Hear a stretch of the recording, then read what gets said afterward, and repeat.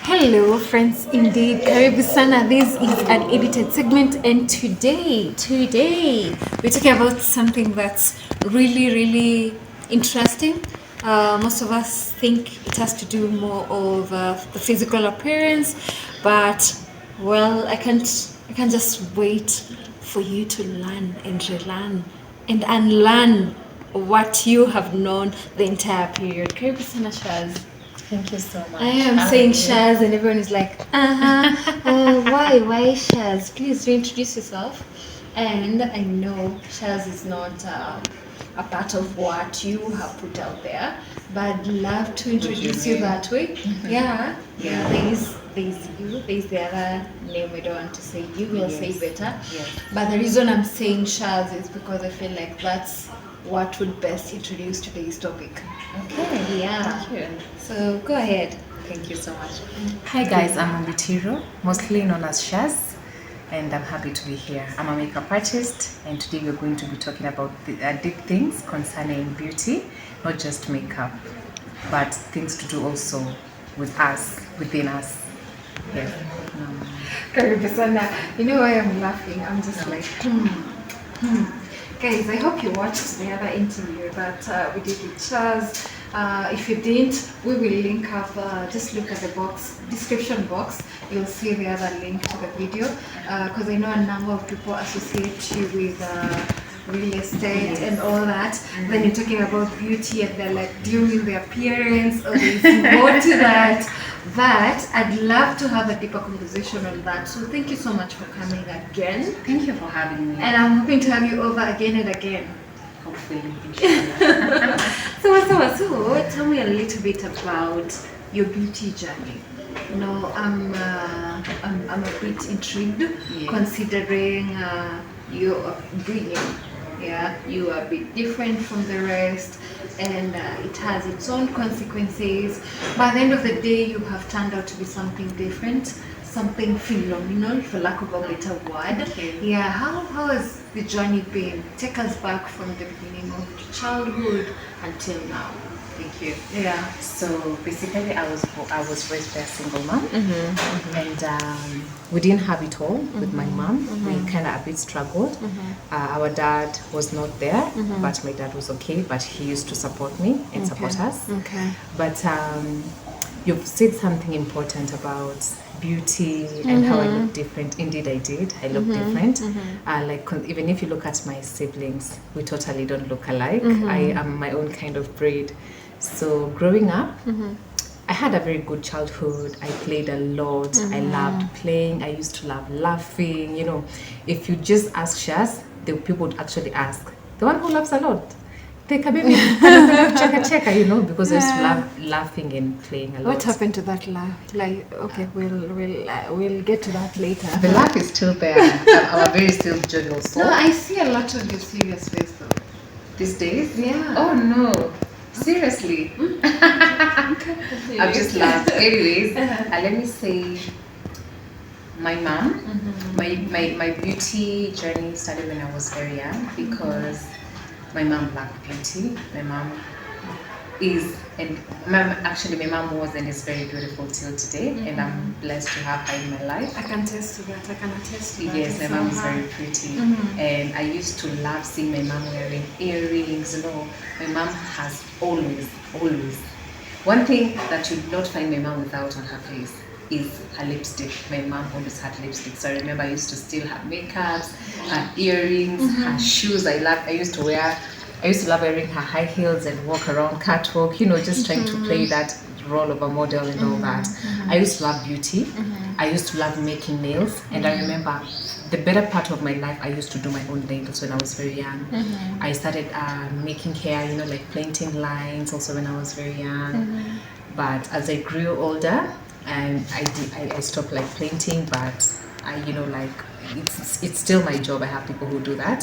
So, but I had a passion for nails, and I remember when I was young, in our area at home, we used to have somewhere close to our tap outside. We used to have some leaves which were growing with some flowers. I can't remember. I don't know the name of those, but they had some flowers. And I remember I used to cut those those flowers or the leaves, and then I just bandita them on my nails so that they look like my nails. I used to love Is it the yellow ones? No, the red ones, they were red in color, and then they looked sharp, you know. Oh, yeah. Yes. Yeah, So I used to remove them and, you know, just stick them on my nails, and then I tell people, look at my nails. But I'm truly blessed because right now I can say God gives you the desire of your heart. He gave me very beautiful nails, and my nails grew because I used to love long nails. And I remember even in school I used to be punished a lot by teachers because my nails used to grow. You know, every Monday they used to look at our nails and we just like, it got to a point I never used to cut them, and I was not even afraid of being beaten because they grew very fast. You've mentioned school, and it reminds me of a conversation we were having in the background about the issue with you, beauty and school.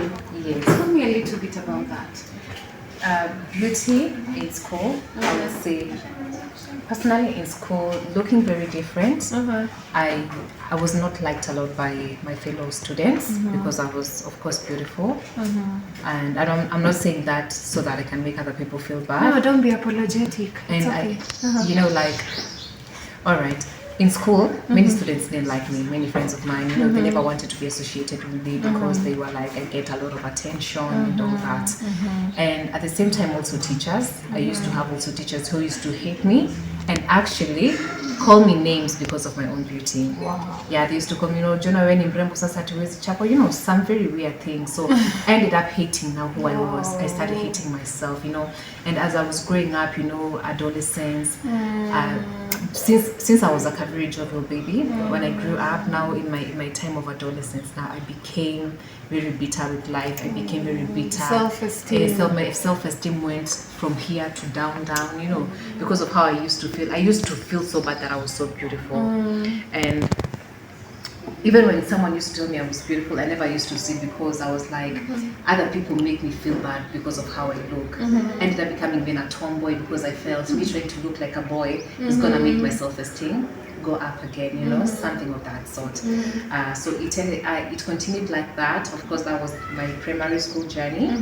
But I remember I used to have one teacher who used to love me a lot, and I would never forget her. She was an amazing teacher. I don't know whether I'm allowed to mention her. Please do. Her name was Mrs. Sumbi, and wherever she is, may God bless her, because she was like an angel. She's the kind of a teacher I used to go to. I tell her what I'm going through. She would listen.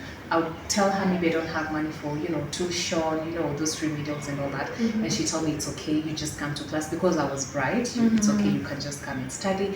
And then I used to do my own teacher's nails, even hair sometimes when people were playing. My other fellow students were going for break. I was just in class with my teacher. At the same time, I used to learn maths with her and all that. So when also students see that there's a teacher who is loving you, they become your enemy, they gang up against you, so you end up not having friends in class. And it kind of made me feel bad because, you know, I was still very young. But that passed. I finished my primary, I went to high school. The same thing continued. I had a lot of enemies. In high school, a lot of girls used to hate me. And I remember they used to gather, like break time, they would just sit down in the field just to discuss about me, and then discuss, you know, it's not my choice to be born where I was born, to be the way I look. This is how God created me, and right now I'm so proud of that. And you know, them looking at me, you know, people think I'm a 0.5, you know, like I'm a mix of something. And then they it's like, you're not supposed to be in this level, you know, you're not supposed to be in this school. There's just something that comes, a group of schools and all that. But it's still okay. That taught me how to be strong, how to fight for myself, and how to close my ears from listening to what other people say about me. But it came with a lot of challenges. And I remember one time, when I was given a story by a friend, I was called just by a friend of mine, still in high school, and she told me, you know, the people you think are your friends are not your friends. And I asked her why. She told me, because you don't know the things they talk about. So can you stop telling them your things and stuff and everything, because they really hate you and they hate how you look. And they know, they had long hair, and they hate you, they hate your hair, just hate everything about you because you're just beautiful. But I was very friendly. Me being very friendly, I didn't know that other people used to hate me a lot. Even teachers, you know. I remember being beaten by teachers for no good reason, just because I was pretty. You know, my hair is very curly, my natural hair is very curly. and it's good hair. Yeah. So when I used to shika my hair behind like this, many times the teachers could tell me that I should go and wash my hair because I have chemical. Yeah, I have chemical on it and all that. Yeah. And most of the time I used to be kicked out of school because of my hair. But it was my natural hair. There was nothing I could do about it. I think if we were in the world of now, we would have said that's moody shaming because that's the one thing that's coming in my head. Really? Yeah. Oh, okay. It's more of things you don't have control over. Yes. And it's so unfortunate. I know. So you see, when you're going through that kind of thing, you know, I was the kind of a student. If you're a teacher and then you start behaving the way you're behaving towards me, maybe you hate me because of what I do, because of how I look, because of where I come from. I never used to pass the subject, so it really affected my education. I used to hate the school I was in, especially high school. I hated it with passion. I never saw anyone in school because I was like, well, I hated the school. I didn't have any motivation to study. I was just waking up in the morning, going to school, feeling so bad. You don't have friends. It kind of really affected me, but I remember one time I prayed about it and I kind of had a lot of peace in my heart.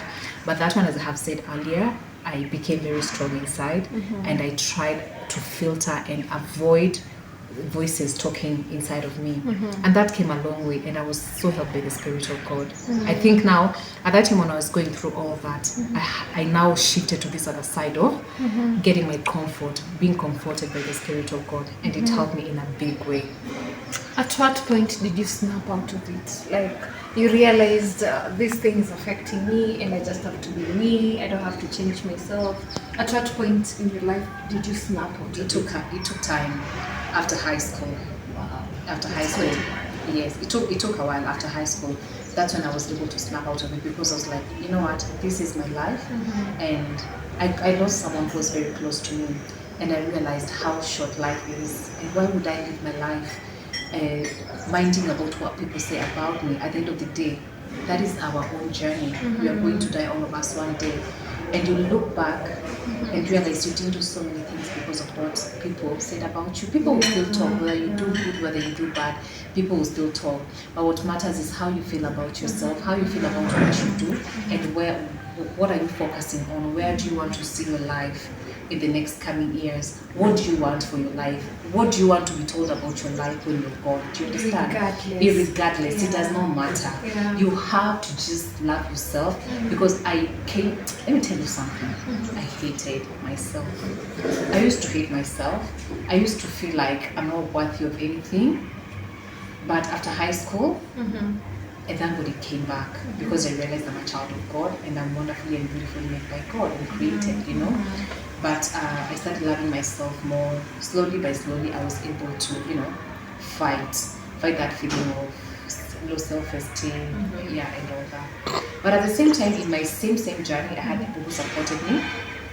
I had teachers also in the same school who used to love me. And I remember even in my high school, I became Miss Our School twice.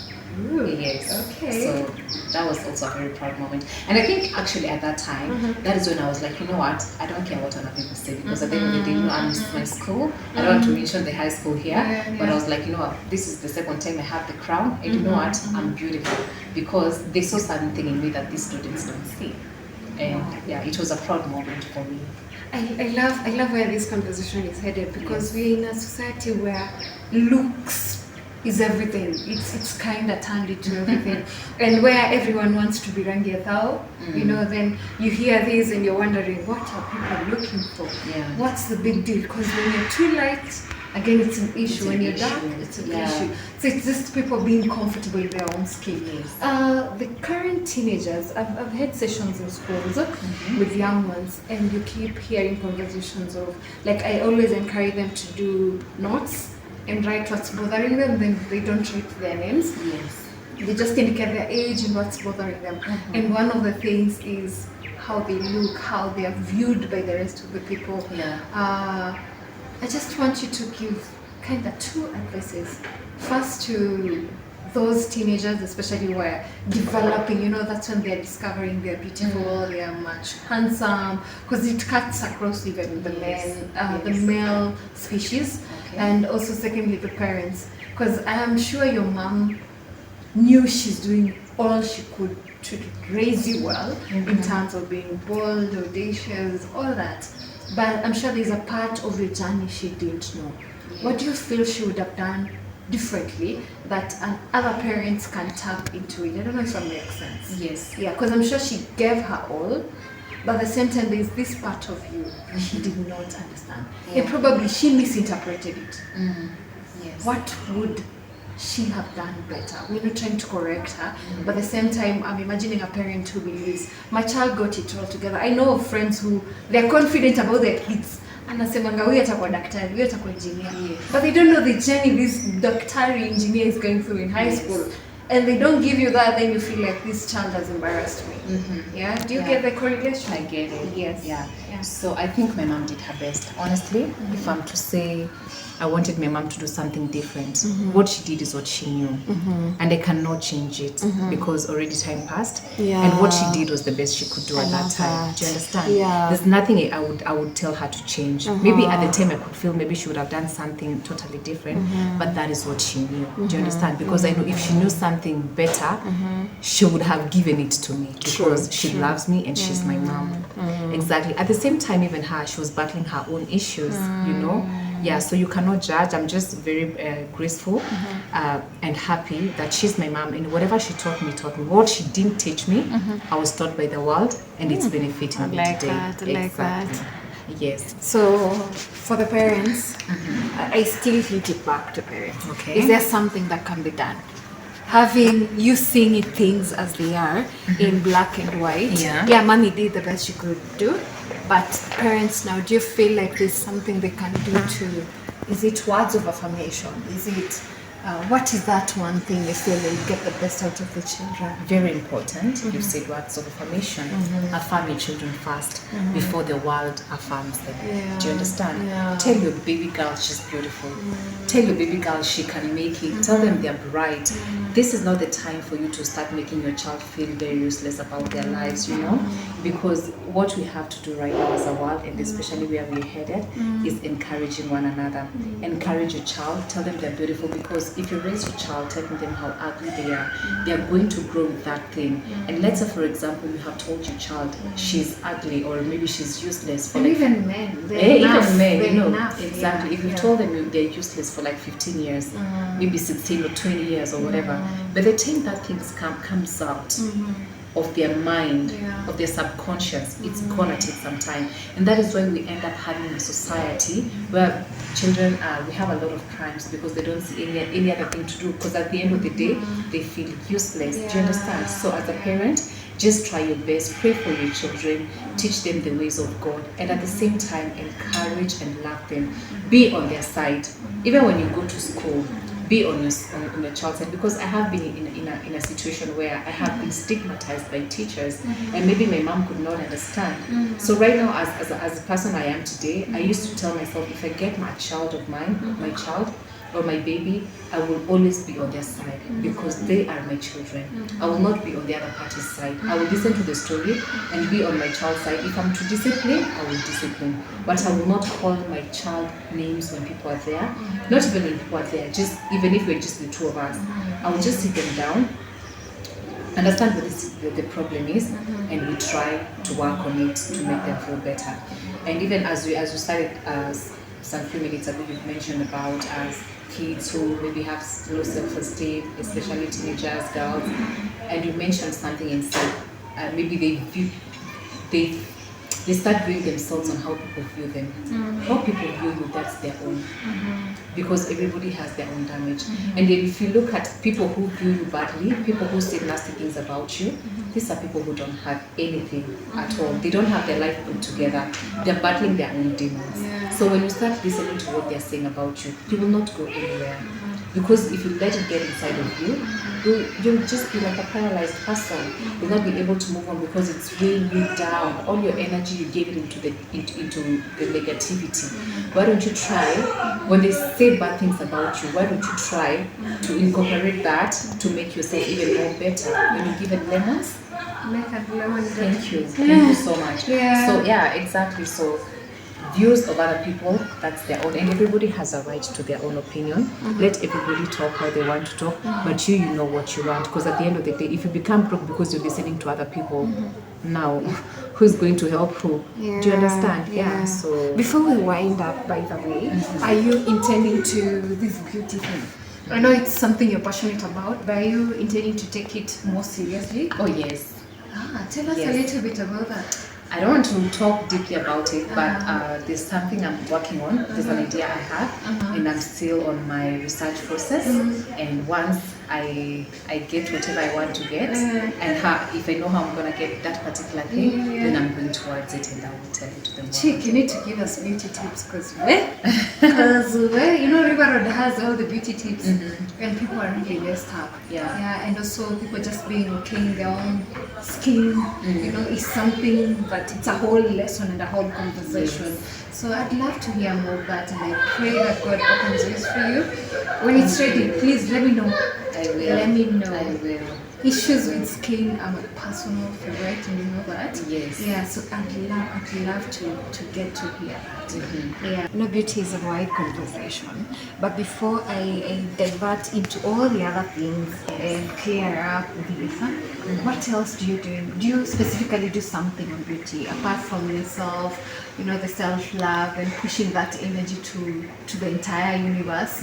Is there a specific thing you're doing? Are you a makeup artist? Is there something you're doing? Yes, I'm a makeup artist. I do face beads. I also make nails and hair styling. Okay. And also love fashion. Okay. Where we are sorry. Yes. We're sorry. Where did you go to school for that? Was there, you know, nowadays there's schools for that. Did you go to school for that? I would say after high school, I was looking for something I could do before the results. But I remember there's an aunt of mine who told me, I remember her mentioning I should go and do beauty, and you know, it would really fit me. But then it was so offensive, because I was like, I just finished high school, and in my mind I thought I would become a very big business person, because I used to see myself as a manager, you know, a director in a big company and all that. And I remember my auntie told me, you should go and do beauty, just go and do in my beauty school. But I was, you know, then beauty was a shitty business. Just what do you like? What do you mean? With me, I go and do beauty. No, because we used to see beauty just. It's more like a technical course. And that is not what I wanted. But looking at it, when I was told that, I wish I went to school and did it way back. Really? Yes, because I realized even if I go away from it, I still go back to it.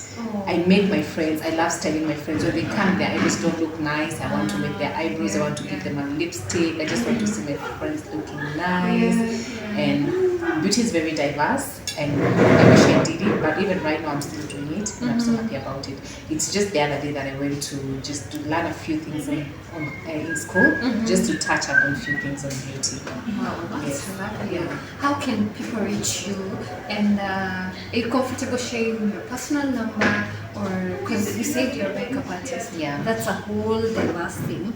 Would you like people to reach you out, or you prefer not now, maybe you hold on a bit? What's your preference? Now, I don't know what people want, but I can just leave my social media handles. I'm Shazi Dobi on my Instagram, and I actually had another Instagram, but I was hacked, so I'm not able to. So this is a new one exactly. I'm Shazi Dobi on Instagram. Yeah, so that was it for today. Thank you so much for joining me today. Thank you for having me. I keep talking about stigma and people don't make sense out of it, and I feel probably your stigma had to do with eczema. You know, it's a whole. But you see, you had it all together, and still you went through stigma. So these things are there, and coming out of it, just talking about it encourages the other younger or any other person listening to this. So that's it for today. Thank you so much for joining. Until next Saturday, I have been your host, Faith Agnetta, and this is an edited. Until next time. Bye-bye.